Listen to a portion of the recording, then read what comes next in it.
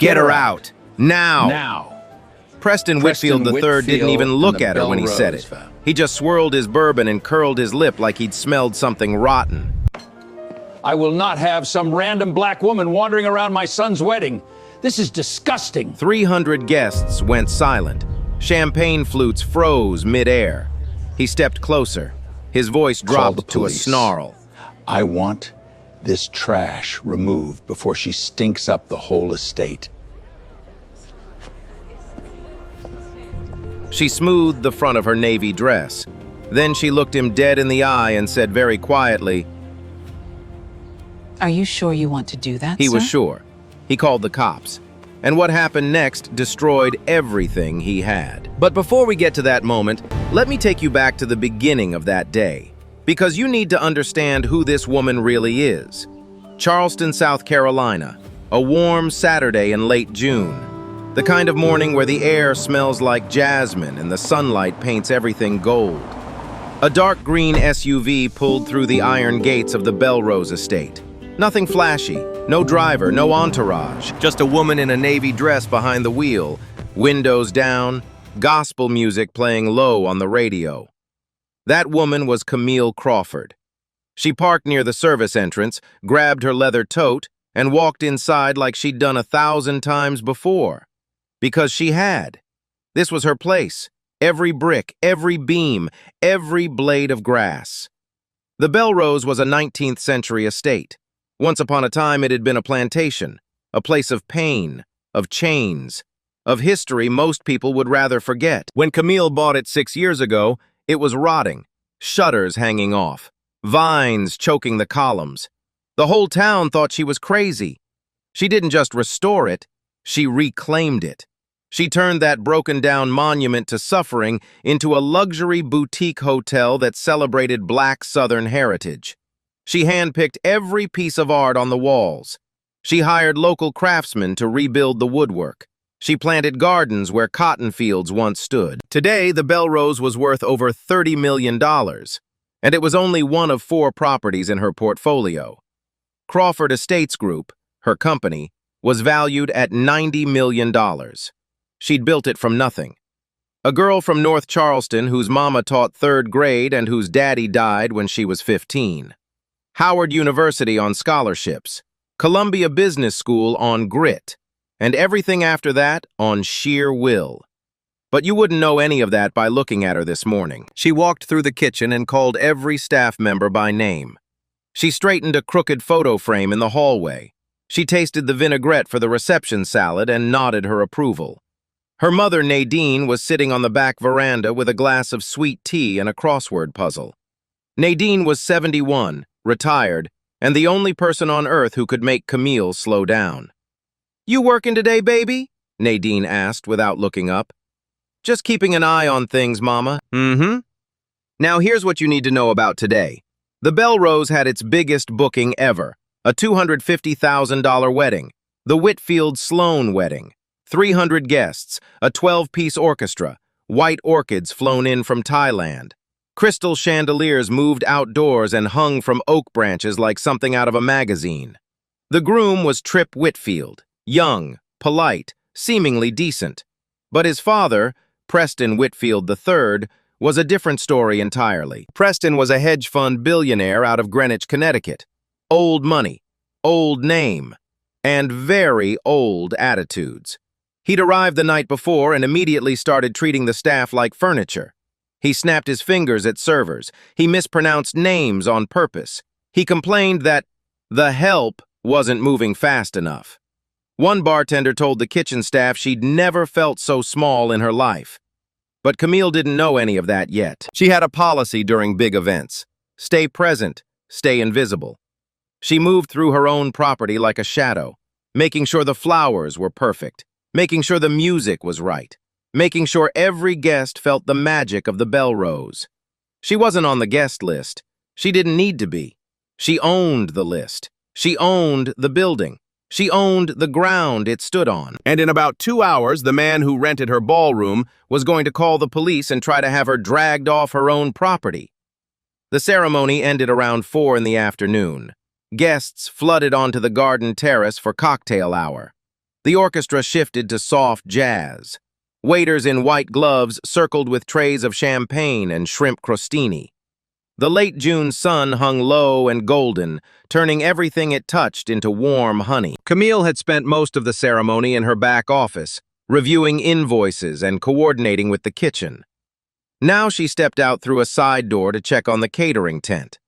She walked along the stone path behind the rose garden, clipboard in hand, heels clicking softly on the flagstone. The smell of gardenias hung thick in the air. She wasn't hiding, she wasn't sneaking. She was doing her job, on her property, in her home. That's when Preston Whitfield III spotted her. He was standing near the outdoor bar with a circle of his oldest friends. Hedge fund guys, country club guys, men in $10,000 suits who laughed too loud and tipped too little.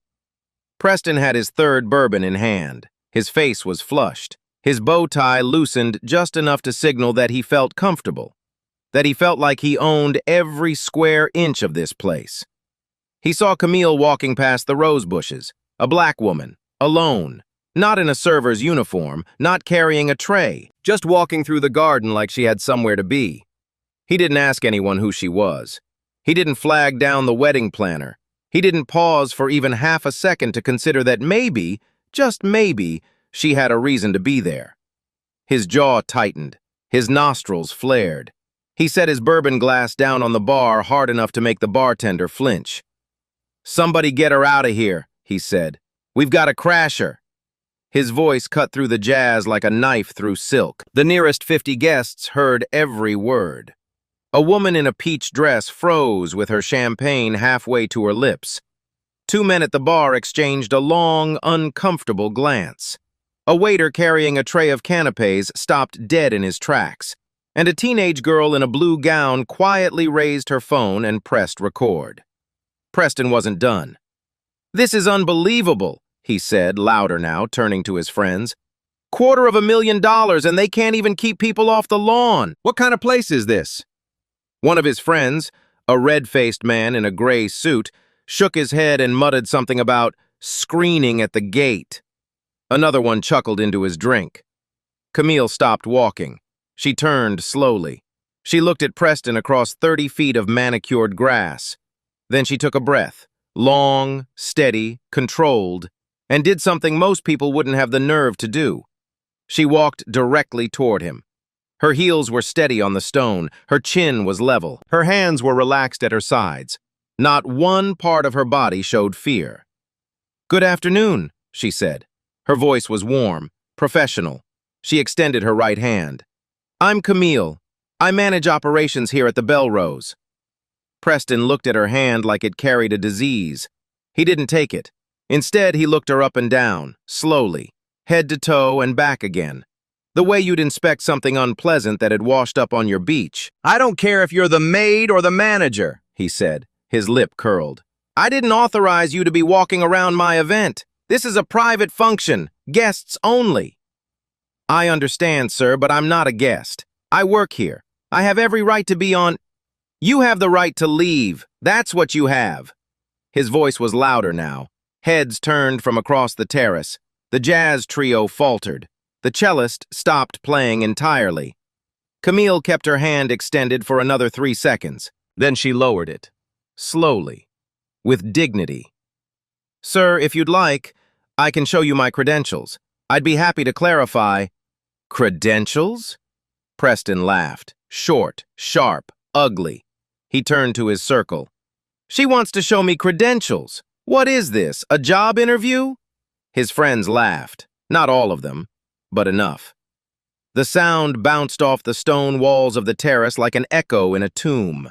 A woman standing nearby, someone's wife, someone's mother, looked at the ground and said nothing. Camille's face didn't change, but something behind her eyes shifted. A door closing. A lock turning. "Sir, I assure you I belong here. I'd prefer if we could resolve this calmly. I paid $250,000 for this weekend." Preston stepped closer, close enough that she could smell the bourbon on his breath.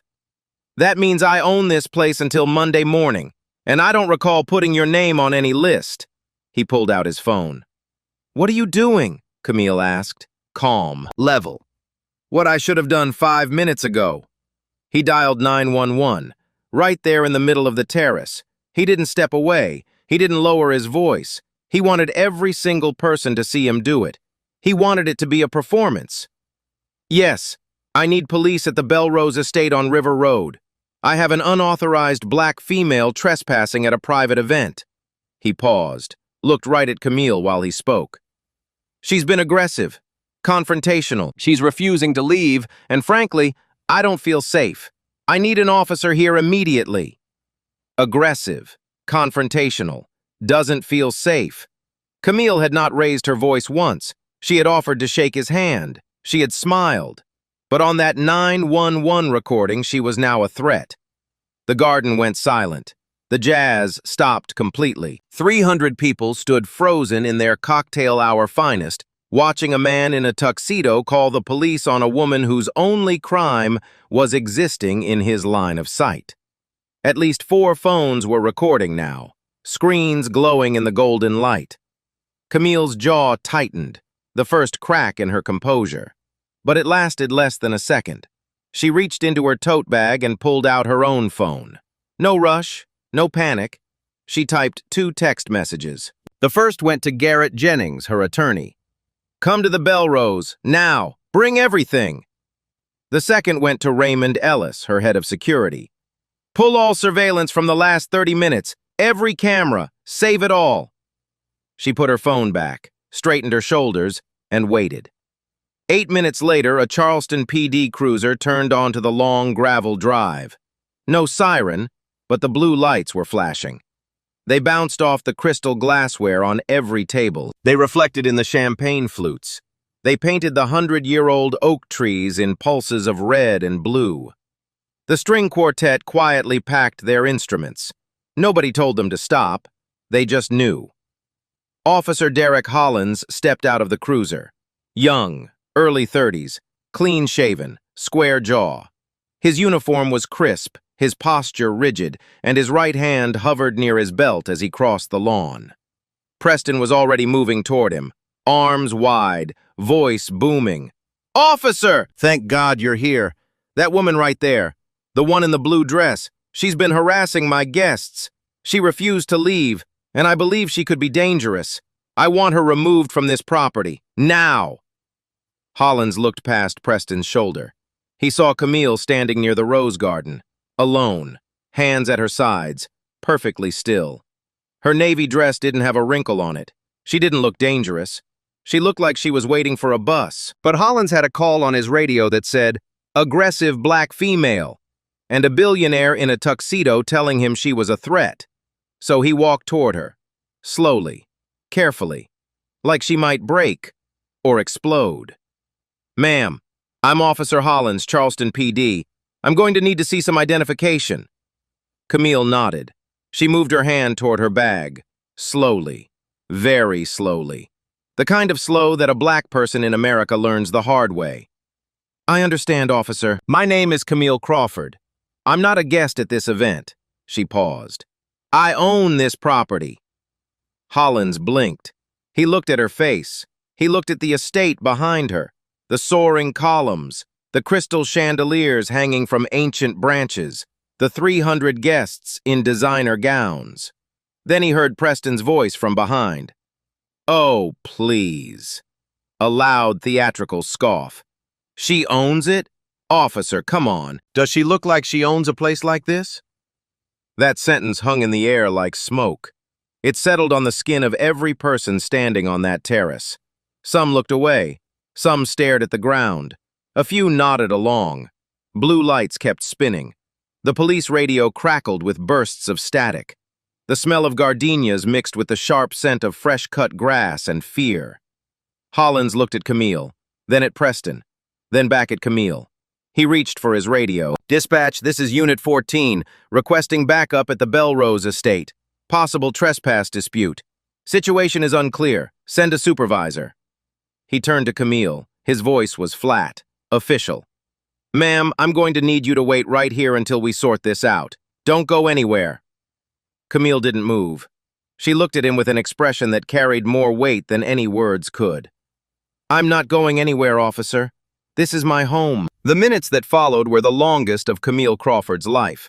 Officer Hollins stood between her and Preston like a wall that hadn't decided which side to protect. His body camera blinked red on his chest. His radio hissed and crackled in the quiet. And Preston was just getting started. He didn't walk away. He didn't go back to his bourbon. He moved closer, past Hollins, past the invisible line that separated civilized behavior from something uglier. He stopped 6 feet from Camille and jabbed his finger in her direction. "You people always have a story," he said. "Always. Let me guess. You know someone, or you work here, or maybe you're the manager." He made air quotes with his fingers, mocking, theatrical. "I've heard every excuse in the book." Camille said nothing. Her hands were clasped in front of her, visible, still. "You know what I think?" Preston said, turning to the crowd like a prosecutor addressing a jury. "I think she walked in off the street, saw a nice party, thought she'd help herself to some free food and champagne.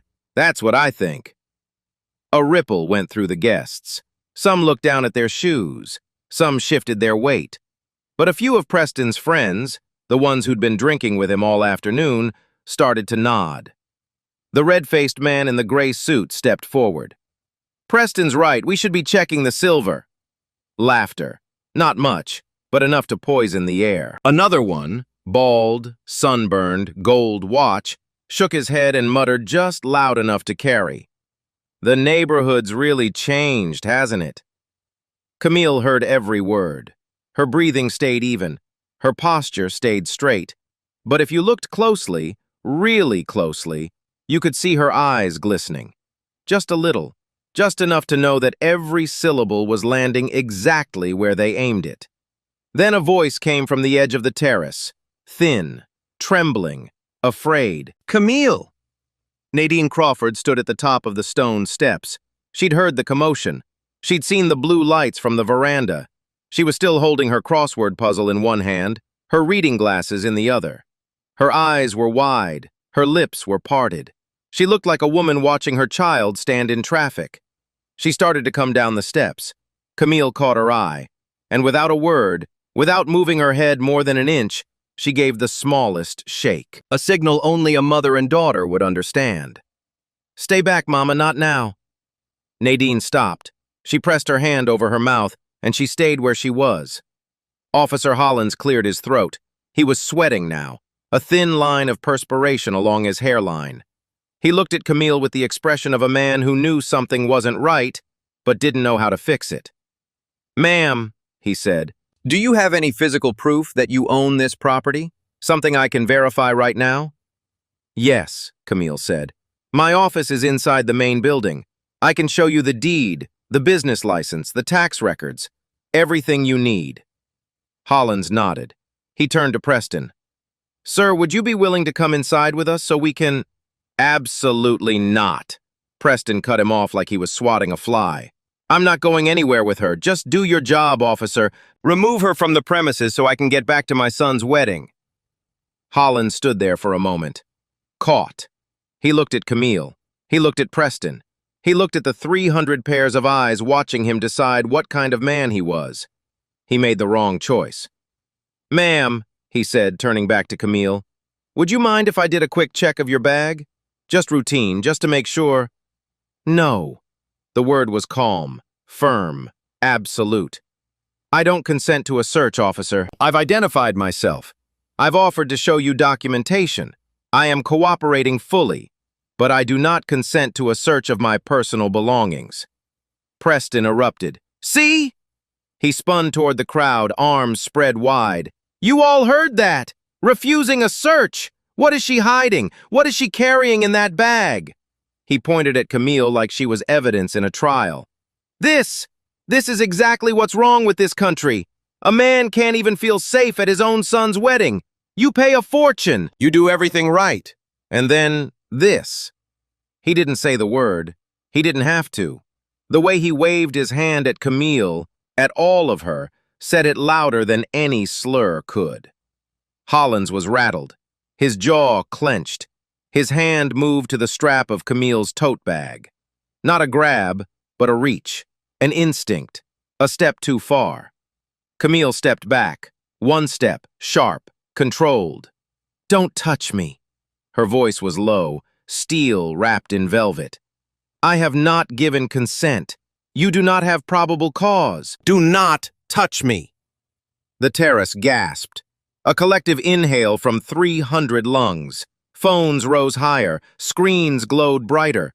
Someone near the back whispered, "Oh my God." And from the top of the steps, Nadine let out a sound. Not a scream, not a word.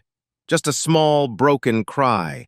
The sound a mother makes when she sees her daughter cornered and can't do a single thing to help. Hollins pulled his hand back. His face went red. He knew he'd crossed a line, but the damage was already done. The air on that terrace was thick enough to choke on. The smell of gardenias had turned sour. The golden light felt harsh now. Every shadow was sharper than it had been 5 minutes ago.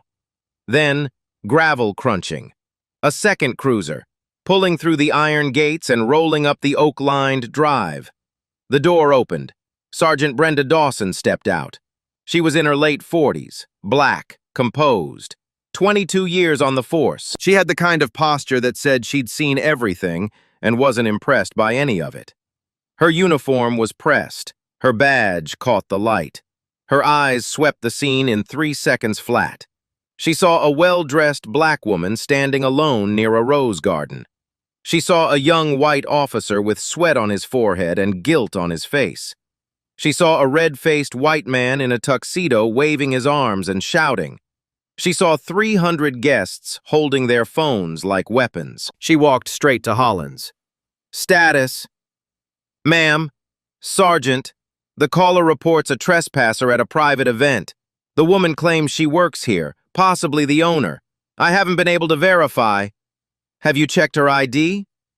She offered to show documentation inside, but the caller... "Did you check her ID, officer?" Hollins swallowed. "No, ma'am." Dawson turned to Camille. Her expression shifted, just slightly. Something flickered behind her eyes, a spark of recognition. "Ma'am," Dawson said, "could I see some identification, please?" Camille reached into her bag. She pulled out her driver's license and handed it over without a word. Dawson took it. She looked at the name. She looked at the photo. She looked at the estate, the columns, the chandeliers, the gardens that had been on the cover of Southern Living magazine 2 years ago. Then she looked back at Camille, and Camille saw it, the moment the sergeant's eyes changed. The moment recognition became certainty. Dawson held the license for a long moment. The terrace was dead silent. Even Preston had stopped talking. Even the wind had stopped blowing. She turned to Hollins. Her voice was quiet, but it carried across that terrace like a church bell. "Officer Hollins." "Yes, ma'am." "Do you know whose property you're standing on right now?" Hollins blinked. The caller indicated..." "I didn't ask what the caller indicated." Dawson's voice didn't rise. It didn't need to. "I asked if you know whose property this is." Silence. Dawson held up the license. "This is Camille Crawford. She is the owner and CEO of Crawford Estates Group. She doesn't just own this property, officer. She rebuilt it, brick by brick, board by board. This woman sits on the board of the Charleston Chamber of Commerce. I was at her ribbon-cutting ceremony 3 years ago. The mayor shook her hand." She handed the license back to Camille. "You're standing on her land. You're parked in her driveway, and you almost searched her bag." Not a sound, not a breath, not a single ice cube clinking in a single glass. Preston Whitfield III stood 10 feet away. His bourbon was gone. His friends had taken 3 steps back. His mouth was slightly open, and for the first time all afternoon his face changed. But not to shame, not to regret, to calculation. The cold, quick math of a man figuring out how much this was going to cost him. Sergeant Dawson turned to face Preston Whitfield III. She didn't raise her voice. She didn't need to. Every ear on that terrace was already hanging on her next word. "Sir," she said, "this woman is the legal owner of this entire property." Preston opened his mouth. Nothing came out. "Your rental agreement grants you use of the event spaces for the weekend," Dawson continued. It does not grant you authority over who comes and goes on these grounds, and it certainly does not give you the right to have the owner removed from her own estate. Preston found his voice. It came out cracked, thin, nothing like the booming baritone that had been hurling insults 5 minutes ago. That's not... How was I supposed to know that? Dawson looked at him, steady, unhurried, the way a teacher looks at a child who broke something and wants to pretend it was already broken. You could have asked. 4 words. They landed on that terrace like a gavel. Guests lowered their phones. A woman in pearls covered her mouth with both hands. The red-faced man in the gray suit, the one who joked about checking the silver, took 2 steps backward and disappeared into the crowd. Preston stood alone now. His circle had evaporated. His bourbon glass sat empty on the bar behind him. The evening breeze picked up and ruffled his tuxedo lapels, and for the first time, he looked small. Then Camille spoke. She stepped forward. 1 step. Just 1. But the energy on that terrace shifted like a tide changing direction. Her voice didn't tremble. It didn't crack. But it carried something it hadn't before. Not anger, not pain, authority. Mr. Whitfield. Preston looked at her, really looked at her, maybe for the first time all day. You walked into my home, she said. You ate food that was prepared in my kitchen. You danced under lights that hang from my rafters. Your son said his vows in my garden, under my oak trees, on ground that I paid for and rebuilt with my own hands. She paused. Let every word settle into every ear. And when you saw a black woman walking through her own garden, the garden she planted, the garden she waters, the garden she loves, the first thing you did was call the police. Another pause. Longer this time. The silence was so deep you could hear the crickets starting up in the distant tree line. I didn't crash your wedding, Mr. Whitfield. You crashed my dignity. That line hit the terrace like lightning. A woman near the fountain started crying. An older man in a navy blazer closed his eyes and shook his head. The teenage girl in the blue gown was still recording. Her hand was shaking. Then a figure pushed through the crowd. Young, tall, panicked, still wearing his boutonniere. Trip Whitfield, the groom. Ma'am, Miss Crawford, I am so sorry. I had no idea my father would. This is not... Please, I'm so sorry. His voice was breaking. His bride, Sloane, was right behind him, mascara running down both cheeks, her white dress catching the last of the golden light. Camille looked at Trip. Her expression softened. Just a fraction. I appreciate you, Trip. I do. She held up one hand. But this isn't about you. Trip stepped back. He looked at his father. The look on his face. That was a son seeing his father clearly for the first time, and not liking what he saw. Then came the sound of hard-soled shoes on gravel, fast, purposeful. Garrett Jennings walked across the lawn like a man who'd been born in a courtroom. Crisp charcoal suit, leather briefcase, reading glasses tucked into his breast pocket. He moved with the calm, measured energy of someone who already knew exactly how this was going to end. Good evening, he said. I'm Garrett Jennings, attorney for Ms. Crawford and Crawford Estates Group. He opened his briefcase on a nearby table. He laid out 3 documents side by side like cards in a poker game. The property deed, the rental agreement, and a highlighted clause on page 14. The owner retains unrestricted access to all areas of the property at all times, regardless of event bookings. Garrett looked at Sergeant Dawson, then at Officer Hollins, then slowly at Preston. Mr. Whitfield, I want to make sure you understand your current position. You filed a police report claiming my client was trespassing on her own property. Under South Carolina law, that's a criminal offense, filing a false police report. He adjusted his glasses. Additionally, Officer Hollins attempted to search my client's personal belongings without consent and without probable cause. That is a violation of her Fourth Amendment rights. He closed the briefcase, one clean click. My client could have you arrested right now. She could also terminate your rental agreement effective immediately and have every one of your 300 guests escorted off this property within the hour. Preston's face went white. Not red, not flushed. White. The color of a man watching his world fold in on itself.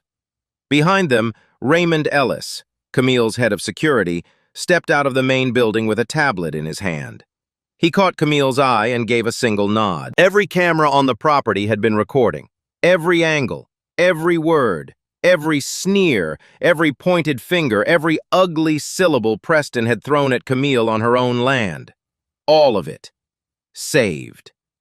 For a long, heavy moment, nobody moved. Then Preston did what men like Preston always do when the ground disappears beneath them. He tried to rewrite the last 30 minutes. His voice shifted. The venom drained out. In its place came something soft, rehearsed, oily. "Look," he said, spreading his hands. "This was clearly a misunderstanding. I didn't know who you were. Nobody told me. Let's not blow this out of proportion. I'm sure we can work something—" "A misunderstanding," Camille repeated. She let the word sit there, let it rot in the open air. "A misunderstanding is grabbing the wrong coat at a restaurant. A misunderstanding is sitting in the wrong seat at a theater." Her voice was steady, quiet, devastating. "You called the police on me because of the color of my skin. You told 300 people I was trash. You said I made your skin crawl. That's not confusion, Mr. Whitfield. That's a choice." Preston's eyes darted, searching for an exit, searching for an ally. He found none. His friends had scattered like roaches when the lights come on. The red-faced man was gone. The bald one with the gold watch was pretending to check his phone near the fountain. Not one of them would look at him, so he turned to his son. "Trip," his voice cracked. Tell her it was just a mix-up. You know me, you know I didn't mean—" Trip Whitfield stood 5 feet from his father. His boutonniere was crooked. His eyes were red. His new bride, Sloane, clutched his arm, her white dress stained with mascara tears. Trip looked at his father, long, hard, searching for something. Maybe the man he thought he'd known his whole life. He didn't find him. Trip said nothing. He just shook his head once and turned away. Preston's mouth opened, closed, opened again. No sound came out. He looked like a man drowning in 3 inches of water.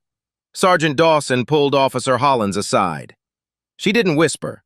Her body camera was running, and she wanted every word on the record.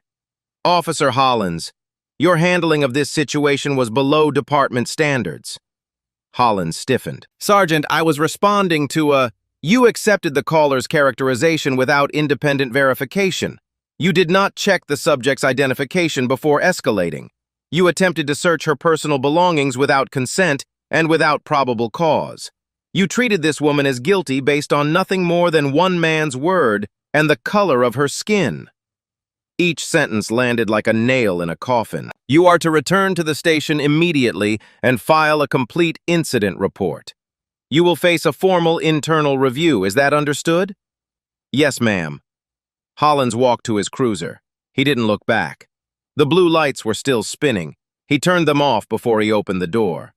The sudden absence of color made the terrace feel darker than it should have at that hour. Garrett Jennings leaned toward Camille and spoke quietly. "You have every legal right to shut this entire event down. Right now. I can have 300 people off this property in 45 minutes. Camille looked across the terrace. She looked at the orchids her team had arranged at dawn. She looked at the oak trees strung with lights that her maintenance crew had spent 2 days hanging. She looked at Sloane, 24 years old, sobbing into her husband's shoulder on what was supposed to be the happiest day of her life. Sloane had done nothing wrong. Neither had most of these guests. The food was hot. The orchestra was ready. The cake hadn't been cut yet. Camille turned to Dawson. "Sergeant, I'd like Mr. Whitfield escorted off my property. Immediately. He is no longer welcome at the Belrose." She looked at Preston. "The wedding will continue. Your son deserves that much. But you need to leave." Preston opened his mouth one last time. Garrett stepped forward and cut him off. "Mr. Whitfield, I strongly advise you to leave quietly. Anything you say from this point forward will be documented and may be used in legal proceedings."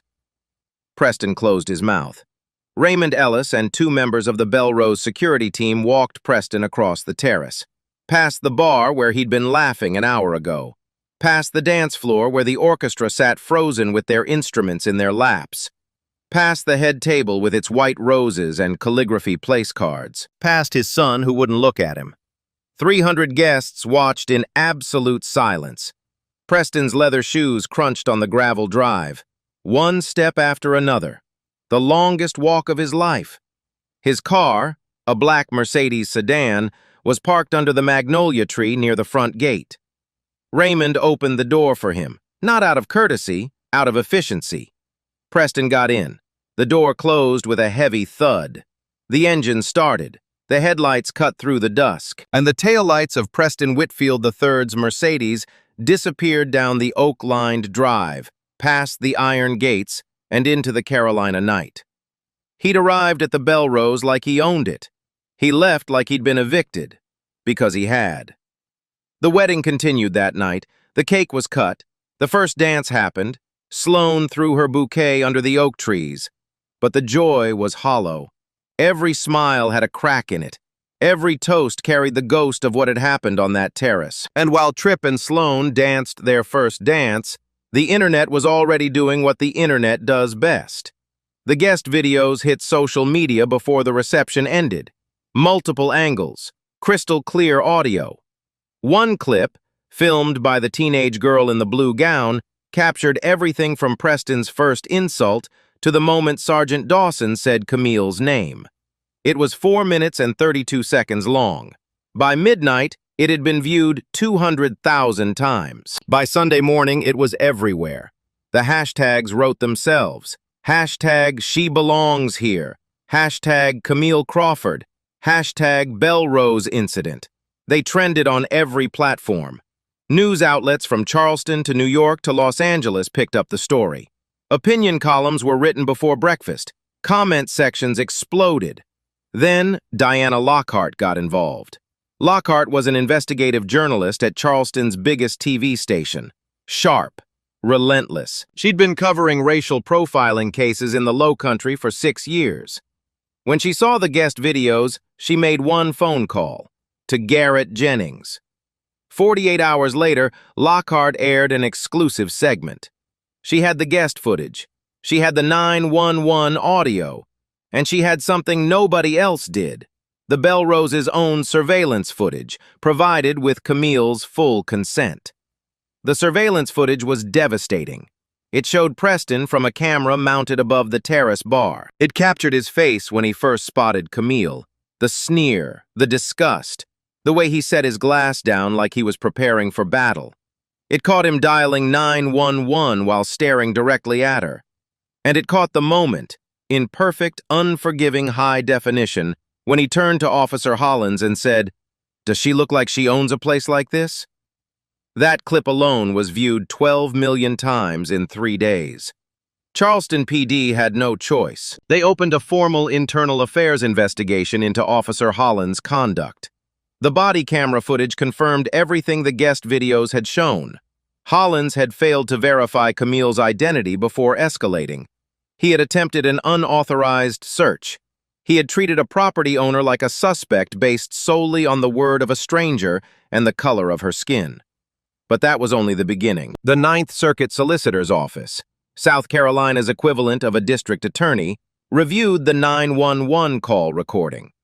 Preston had told the operator that Camille was aggressive, that she was confrontational, that he feared for his safety. The video evidence told a very different story. Camille had offered to shake his hand. She spoke softly.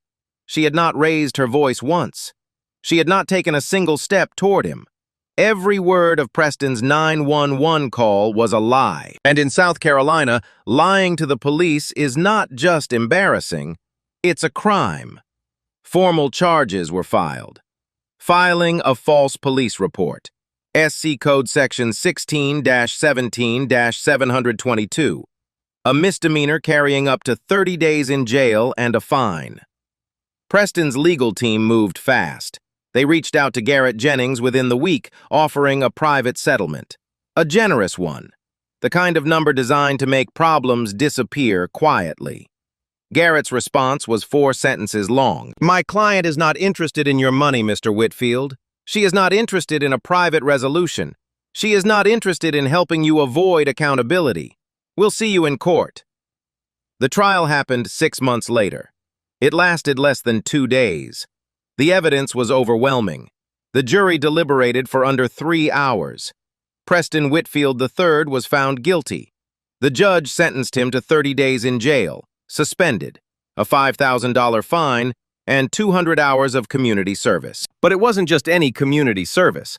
The judge specifically assigned Preston to work with a racial justice nonprofit in North Charleston, the same neighborhood where Camille Crawford grew up, the same streets where Nadine Crawford had taught 3rd grade for 30 years. Preston Whitfield III, the man who couldn't stand to breathe the same air as a black woman, was going to spend 200 hours serving the community she came from. But the courtroom wasn't the only place where justice landed. Camille filed a separate civil lawsuit for defamation and emotional distress. Preston's lawyers fought it for months. They lost. The case settled for $1.2 million. Camille didn't keep a cent. She donated every dollar to a scholarship fund for first-generation black college students in South Carolina. She named it the Nadine Crawford Scholarship, after her mother, the woman on the veranda with the crossword puzzle, the woman who had watched her daughter get humiliated and couldn't do anything but press her hand over her mouth and pray. Officer Derek Hollins received a 30-day unpaid suspension. He was required to complete enhanced de-escalation training and an implicit bias course. He was reassigned from patrol to desk duty pending a full fitness review. His career wasn't over, but it would never look the same. And Preston? The courthouse was just the start. His hedge fund, Whitfield Capital Partners, began hemorrhaging clients the day the verdict dropped. 2 major institutional investors pulled their accounts within the first week, citing unacceptable reputational risk. Within 90 days, the firm had lost an estimated $400 million in assets under management. $400 million. Gone. Because a man couldn't treat a black woman with basic decency. Preston was forced to resign as chairman of 2 nonprofit boards. One of them, and you truly cannot make this up, was a foundation that claimed to promote community development. The irony was so thick you could choke on it. His own son walked away from him publicly. Trip Whitfield released a written statement 2 weeks after the verdict. He apologized to Camille by name.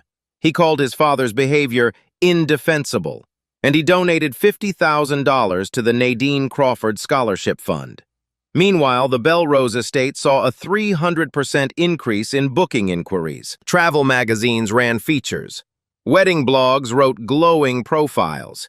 Camille was invited to deliver the keynote address at the National Black Business Summit in Atlanta. She accepted. The title of her speech was 5 words long: I belong where I build. October, 4 months later. The oak trees along the Belrose Drive had turned gold and copper. The afternoon light came through the branches in long, warm strokes, painting the ground in shifting patterns. Camille walked through the garden, the same stone path, the same rose bushes, the same spot where Preston Whitfield III had pointed his finger at her and called her trash. But today, the garden looked different. Not because anything had changed, because everything had changed.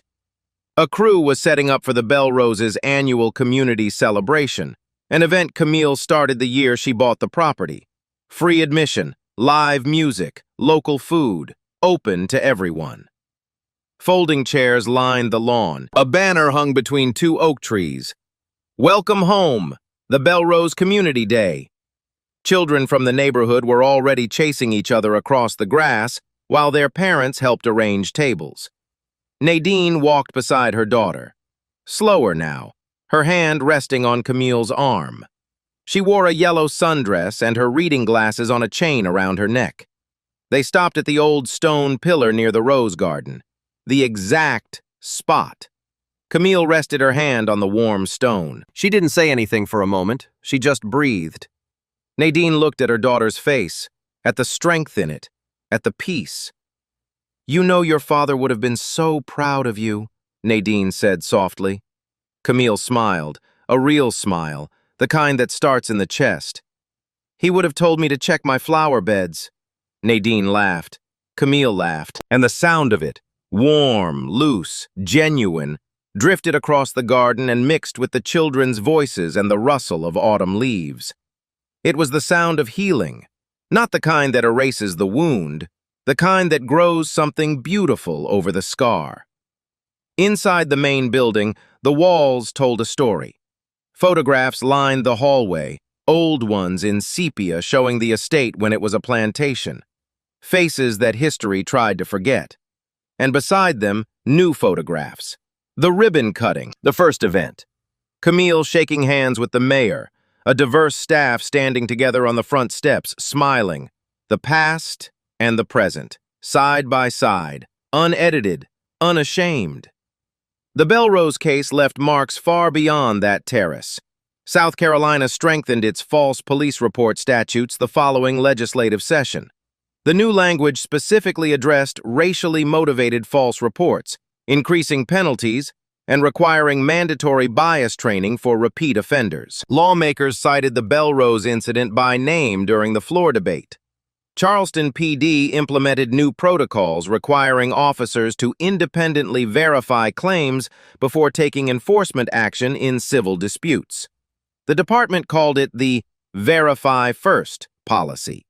Sergeant Brenda Dawson was appointed to the committee that wrote it, and Camille launched the Crawford Foundation, a nonprofit focused on Black entrepreneurship in the hospitality industry. Its first class of fellows included 12 young Black men and women from across the South, each one building something of their own, each one planting roots in soil that someone once told them wasn't theirs. The Belrose became more than a hotel, more than a venue. It became a symbol of reclamation, of dignity, of the quiet, unshakable power of knowing exactly who you are, even when the whole world is screaming that you don't belong. If this story hit you the way it hit me,